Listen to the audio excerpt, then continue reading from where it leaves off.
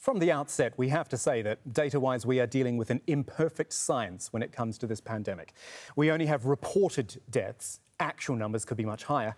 And there are also arguments over what exactly constitutes a death from COVID-19, given people have existing illnesses. So we go with what we've got, and it comes from Our World in Data at the University of Oxford. China was obviously our early focus, but by late February, Iran, some European, South American countries, they're seeing deaths too. The United States, though, accelerates very quickly. Yes, the curve starts to bend by late June, but as the summer holidays kicked in, it picked up again. It now sits above 200,000. These are, by the way, the 12 countries with the most deaths. So you can see Brazil, India, Mexico clearly above the rest. And while places like the UK, Italy and Spain have definitely flattened their curves, between them, they still have upwards of 100,000 deaths. But how do all those deaths from COVID-19 stack up in the big picture? I mean, how many of us actually die in a normal year without a pandemic?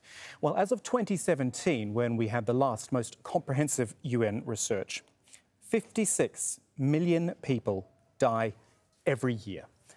And the vast majority of those come in Asia. We're talking 31 million, but that's no massive surprise given you've got China and India, both with populations above 1 billion. And the biggest killers, and this is by some margin, there it is, 31.8%, cardiovascular diseases. That is illnesses linked to the heart and blood vessels. So let's take our 1 million COVID deaths, and if we use that as a percentage of yearly deaths, it would fit in around here, just above HIV/AIDS. Now, let's have a quick look at the daily picture as well. At its worst, which was here, April 16th to be exact, 10,491 people died from COVID-19 on that day. Now, these days, well, it fluctuates sort of between 4,000 and closer to 7,000. But again, just as a comparison, remember, we're talking daily here. Every day, around 150,000 people die regardless. And nearly 50,000 of those are again from the cardiovascular diseases, 26,000 from cancer, and another 10,000 from non-communicable respiratory diseases. Now, of course, none of this is to say that any death is worse or more important than another. But the question we are left with this year is how many of these 1 million deaths could have been avoided?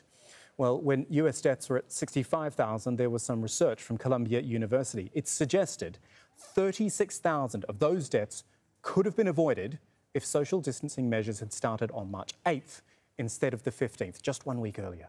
And that number of saved lives goes up to 54,000 if it had started on March the 1st. Again, the science is imperfect, but it is plain to see that countries which locked down harder and sooner have also been spared the most pain.